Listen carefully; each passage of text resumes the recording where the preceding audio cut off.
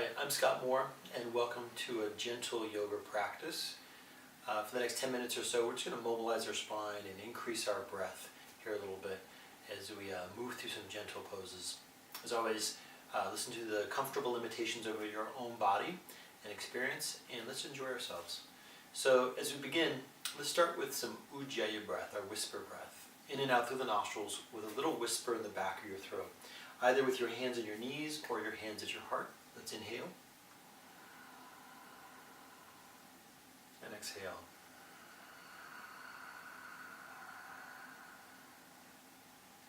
Every breath should be about 5 or 6 seconds both on the inhale and exhale.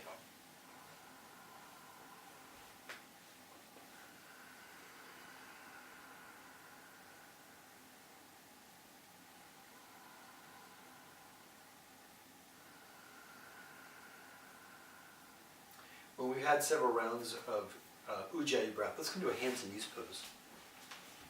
And I'd like to move into a cat-cow position. We're going to inhale with our chest forward, tailbone lifts up a little bit, and as you exhale, round your spine.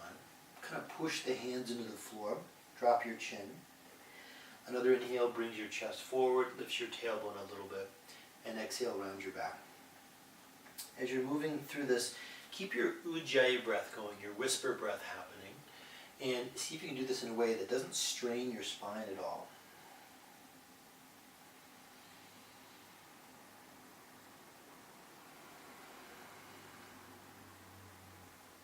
So we're next going to move into a downward facing dog pose. And if down dog isn't on your list of favorite poses, you can walk your hands forward and turn this into something called puppy pose. It's sort of a variation of Anahatasana, or bringing your heart to the floor pose. So either in puppy pose, or we'll put our hands shoulder distance apart, feet roughly hip bone distance apart. And I really like starting down dog with a nice bend in both knees, hands pushing the floor, and just weight my arms through the structure of my bones. And then I like to pedal my knees side to side as I just begin with my deep whisper breaths to oxygenate and elongate these muscles. I'm not interested in totally straight legs.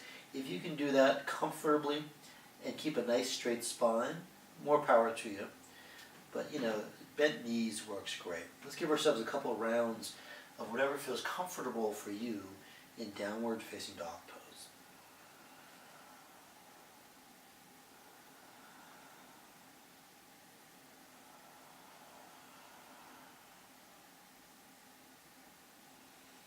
And remember, if down dog doesn't work for you, then I would hope that you would be in this pose, puppy pose.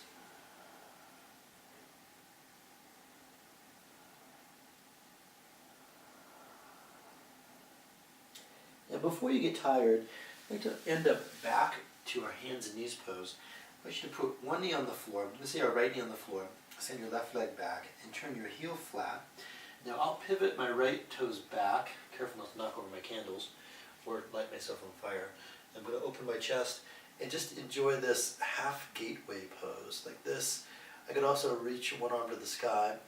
Most of my weight is on this leg. You'll notice my thigh bone is straight up and down.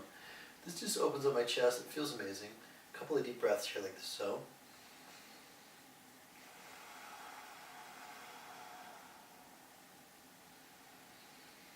And after a few breaths, I'm going to extend my arm over my head and get a nice long stretch through all these side muscles. These are my lats, and the muscles between my ribs, the intercostal muscles. I'm not putting very much weight on my hand. In fact, you might be able to see I'm on my fingertips.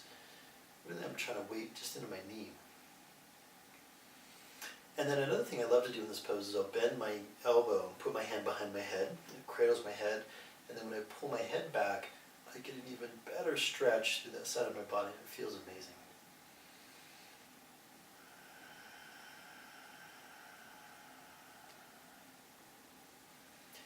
And after several breaths here, I'm going to ease my way back down to this hands and knees pose. And instead of cat-cow, this time let's do a figure eight. We're going to lean our hips over to one side, and as I exhale, move back around. And as I inhale, move forward and around by my wrists. And back around. And just sort of Move through your shoulders and move through your back. Let it feel good. Kind of improvise here a little bit if you feel like moving forward more into like a cobra pose or an upward facing dog pose. Kind of move through that if that feels good. And then we've done both sides. I'm going to turn around so I can still face you. But I want to reverse this now so that I'm now on my left side, and I'm going to open up the right side. Give myself a couple of rounds of full deep breath as I just open up my chest here.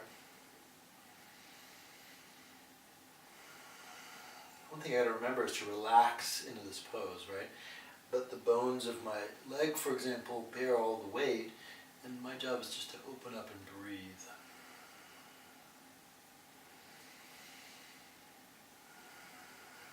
If you could adjust this to make it as comfortable as possible for you, consider that everything I suggest is merely a suggestion, right? And then if you want, you can fine-tune this pose how it works for you, like hand behind your head might feel wonderful.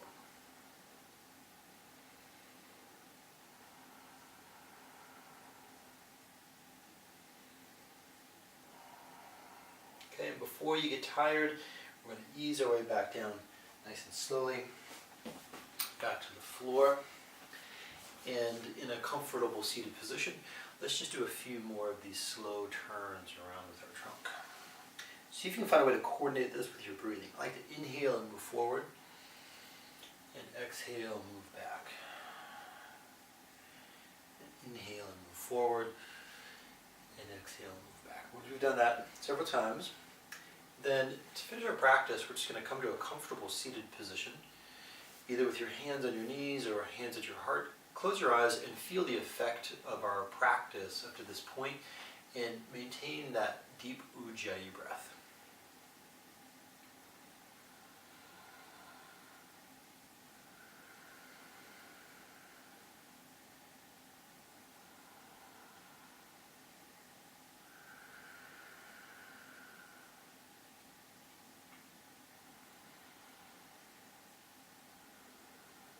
And then to finish our practice, I'll offer you a heartfelt namaste.